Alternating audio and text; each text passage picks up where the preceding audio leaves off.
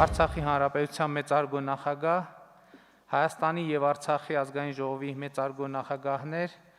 Անվտանգության խորհրդի հարգելի անդամներ։ Այսօր տեղի է ունենում Հայաստանի եւ Արցախի անվտանգության խորհուրդների թվով 4-րդ նիստը, եւ սա այլևս հաստատված մի ձևաչափ է, որտեղ քննարկվում են Հայաստանի եւ Արցախի անվտանգության օրակարգի ամենատարբեր հարցեր։ Այսօրվա նիստը պայմանավորված է նրանով, որ Արցախում ձևավորվել է նոր իշխանություն, անվտանգության նոր խորհուրդ է ձևավորվել, եւ մենք կարևոր ենք համարում, որ Արցախի մեր գործընկերները հնարավորինս արագ ներգրավվեն այս աշխատանքներում։ Նախ թույլ տվեք Արցախի անվտանգության խորհրդի բոլոր անդամներին շնորհավորել նշանակման կապակցությամբ։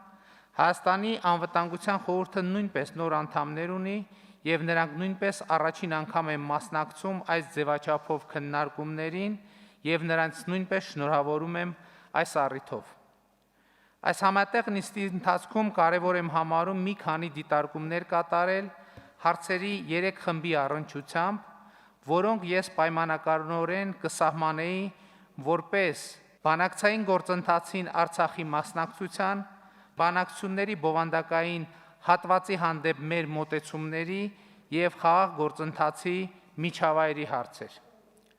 Անցած տարվա դեկտեմբերի 23-ին մեր համատեղ նիստի ընթացքում ես առանձնահատուկ կարևորեցի Արցախում անցկացվելիք համապետական ընտրությունները։ Արցախում կայացած ընտրությունները հետապնդում էին 3 առաջնահերթ նպատակ։ Առաջին, հնարավորություն տալ Արցախի ժողովուրդը մարդու իրավունքների իրանցմամբ ընտրել այն իշխանություններին, որոնք կկազմակերպեն երկրի քաղաքական եւ հասարակական կյանքը։ Երկրորդ, հնարավորություն տալ Արցախի ժողովրդին ընտրել այն իշխանություններին, որոնք պետք է ապահովեն իր անվտանգությունը։ Հայաստանի Հանրապետությունը իհարկե կշարունակի աջակցել Արցախի իշխանություններին, Արցախի բնակչությանը պաշտպանելու իրենց հանձնառության մեջ, շարունակելով լինել Արցախի անվտանգության երաշխավորը։ Երրորդ, Արցախի ժողովուրդը նախագահական եւ խորհրդարանական ընտրությունների արդյունքում պետք է մանդատ տար իր իշխանություններին ներկայացնելու Արցախը նաեւ բանակցային սեղանին։ Այժմ, երբ ընտրություններն ավարտվել են, իսկ իշխանությունները ձևավորվել, պետք է փաստել, որ այս 3 նպատակները լավագույնս կատարվել են։ Մրցակցային եւ ժողովրդավարական ընտրությունների արդյունքում Արցախն ունի իշխանություն, որն արտահայտում է քաղաքական բարեփոխումների, տնտեսական եւ ենթակառուցվածքային զարգացման արցախցիների ձգտումները։ Ընտրությունների եւ դրան հետեւած իշխանությունների կազմավորման արդյունքում Արցախում տեղի ունեցավ քաղաքական ուժերի համերաշխության եւ համախմբման կարևորագույն գործընթաց, ինչը վստահ եմ առավել ամրապնդեց Արցախի անվտանգությունը։ Վերջապես ընտրություններն ընդգծեցին Արցախի ժողովրդի եւ նրա կողմից ընտրված իշխանության դերը խաղաղ կարգավորման գործընթացում։ Ակնհայտ է, որ առանց Արցախի իշխանությունների լիարժեք ներգրավման բանակցային գործընթացում չի կարող լինել էական առաջընթաց, քանի որ յուրաքանչյուր առաջընթացի համար անհրաժեշտ են կարևորագույն պայմանավորվածությունների ձեռքբերման եւ իրացման կարողություն, եւ այստեղ է, որ Արցախի իշխանությունների ստացած ժողովրդական մանդատը անփոխարինելի է։ Արցախի իշխանությունների ներգրավումը բանակցությունների բովանդակային հարցերում օբյեկտիվ անհրաժեշտություն է, որից խուսափելը առավել կձգձգի առանց այն էլ ձգձգված հակամարտությունը։ Ակնհայտ է, որ հակամարտության կողմերը ունեն իրարամերժ դիրքորոշումներ առանցքային մի շարք հարցերում, եւ եթե անկեղծ լինենք, ապա շատ ավելի հեշտ է ասել, որ հարցերում համաձայն չենք Ադրբեջանի հետ, քան որ հարցերում կարող ենք համաձայնության հասնել։ Նման իրավիճակն առերևույթ ունի բազմաթիվ պատճառներ, բայց եթե մի պահ փորձենք դրանք ընդհանրացնել, ապա ակնհայտ է դառնում, որ մենք բախվում ենք 2 հիմնական խնդրի։ Առաջին խնդիրը արդեն նշեցի, այն վերաբերվում է Արցախի իշխանությունների հետ բանակցելու Ադրբեջանի ներկայիս իշխանությունների դժկամության հետ։ Ինչու եմ շեշտում ներկայիս, որովհետև այս դահլիճում կան մարդիկ, որոնք ոչ միայն բանակցել, այլև փաստաթղթեր են ստորագրել Ադրբեջանի նախկին, ավելի ճիշտ այն ժամանակվա իշխանությունների հետ, ընդ որում նաև Հեյդար Ալիևի նախագահության շրջանում։ Երկրորդ, Ադրբեջանը չի հրաժարվում առավելապաշտական կեցվածքից և դիտարկում է խաղաղ գործընթացը որպես իր բոլոր պահանջների աստիճանական կատարման միջոց։ Այսինքն ոչ թե փոխզիջման հասնելու միջոց, այլ իր բոլոր պահանջների կատարման աստիճանական կատարման միջոց։ Այդպես չի լինում և չի լինելու բանակցային գործընթացը մեկ կամ երկու ընդմիջում ունեցող պատվերով համերգ չէ։ Խաղաղությունը ենթադրում է փոխզիջման հասնելու պատրաստակամություն և համապարփակ լուծումներ։ Հենց այդ պատրաստակամությունը նկատի ունենալով ես առաջ էի քաշել այն բանաձևը, որի համաձայն Արցախի հարցի որևէ լուծում պետք է ընդունելի լինի Ղարաբաղի ժողովրդի համար, Հայաստանի ժողովրդի համար և Ադրբեջանի ժողովրդի համար։ Այս բանաձևը ոչ այլ ինչ է, քան փոխզիջման հնարավորությունը ընդունելու առաջարկ։ Կրկնում եմ, հնարավորությունը ընդունելու առաջարկ, այլ ոչ թե կոնկրետ փոխզիջման ընդունում, որը դեռևս հեռու է ձևավորված լինելուց իմ նշած պատճառներով։ Չընդունելով իմ առաջարկը, Ադրբեջանի նախագահը չի ընդունում ընդհանրապես որևէ փոխզիջման հնարավորություն։ Եվ ուրեմն ակնհայտ է, որ մենք չենք կարող նման մոտեցումներով ակնկալել բանակցային գործընթացում իրական առաջընթաց, հատկապես երբ դրանք ուղեկցվում են պատերազմի սպառնալիքներով կամ հայ ժողովրդի հանդեպ տարածքային կամ պատմական ուղղակի կամ անուղղակի պահանջներով։ Ղարաբաղյան հակամարտությունը անժամկետ հայ-ադրբեջանական լայնածավալ թշնամության վերածելու փորձերը, որտեղ մեր ժողովուրդները միմյանցից կվիճարկեն ամեն ինչ, անցյալը, ներկան, ապագան և ողջ տարածաշրջանը, վստահ եմ չի բխում ոչ հայ, ոչ էլ ադրբեջանցի ժողովրդի շահերից։ Մարդու իրավունքների եվրոպական դատարանի Ռամիլ Սաֆարովի գործով դատավճիռը հստակ արձանագրեց և դատապարտեց Ադրբեջանում հայերի հանդեպ ատելության հողի վրա կատարվող հանցանքների խրախուսումը։ Այս դատավճիռը պետք է սահմանի հստակ կարմիր գծեր Ադրբեջանի համար, ցույց տալով, որ այդ կարմիր գծերից անդին կանգնած է ոչ միայն Հայաստանը և հայ ժողովուրդը, այլև միջազգային հանրությունը։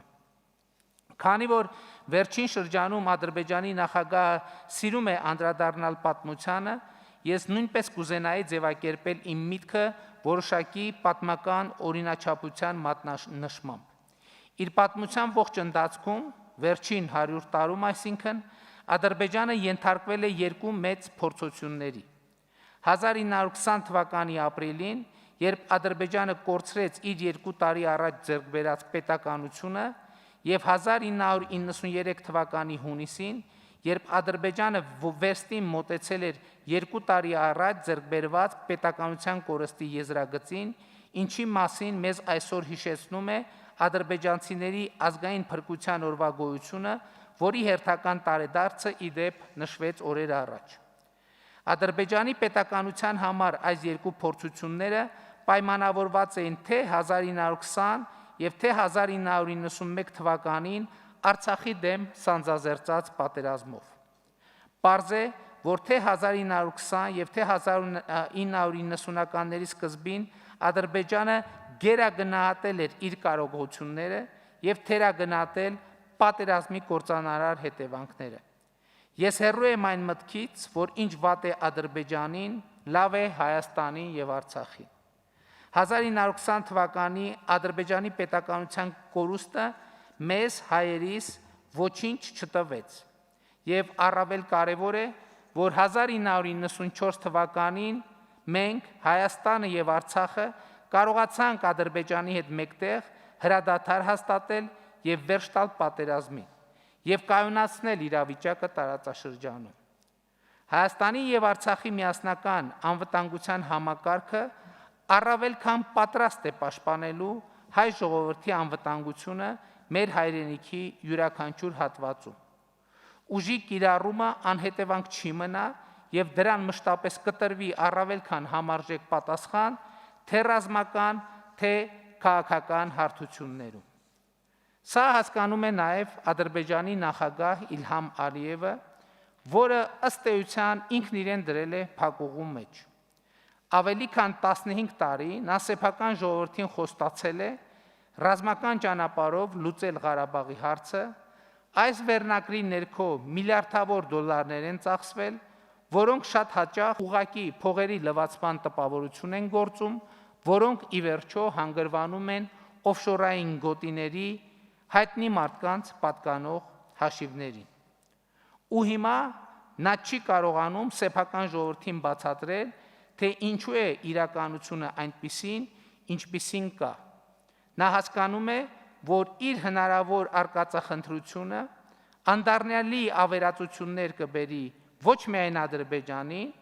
այլև կկազմաքանդի իր հակաժողովրդական իշխանությունը։ Ու մարդկանց ուշադրությունը շեղելու համար, նա այս փակուղուց դուրս գալու համար բարձրացնում է իր հայտարարությունների ջերմաստիճանը եւ ընդգրկումը, անցյալի ձախողումները փորձելով կոմպենսացնել ապագային վերաբերյալ նոր ու ավելի անհեթեթ խոստումներով։ Վերջերս էլ Ադրբեջանի հատուկ ծառայությունների ուղղորդմամբ այսպես կոչված Արևմտյան Ադրբեջան նախաձեռնություն են ստեղծել, նկատի ունենալով Հայաստանի Հանրապետությունը։ Սրանով Ադրբեջանի վարած տարածաշրջանային քաղաքականությունը ավելի ամբողջական է դառնում եւ Արևմտյան Ադրբեջանի անհեթեթ նախաձեռնությունը եկավ լրացնելու այսպես կոչված հարավային, հյուսիսային, հյուսիս-արևմտյան ադրբեջանների զավեշտալի շարքը, ընդգծելով Ադրբեջանի ապակայունացնող նկրտումները ողջ տարածաշրջանի համատեքստում։ Բայց ես ուզում եմ հենց այս իմաստով ընդգծել, որ մենք խոսելով Ղարաբաղյան հակամարտության գոտում կայունության մասին, անվտանգության մասին, ըստ էության խոսում ենք մեր ողջ տարածաշրջանի անվտանգության եւ կայունության մասին, եւ այս առումով Հայաստանը դառնում է ոչ միայն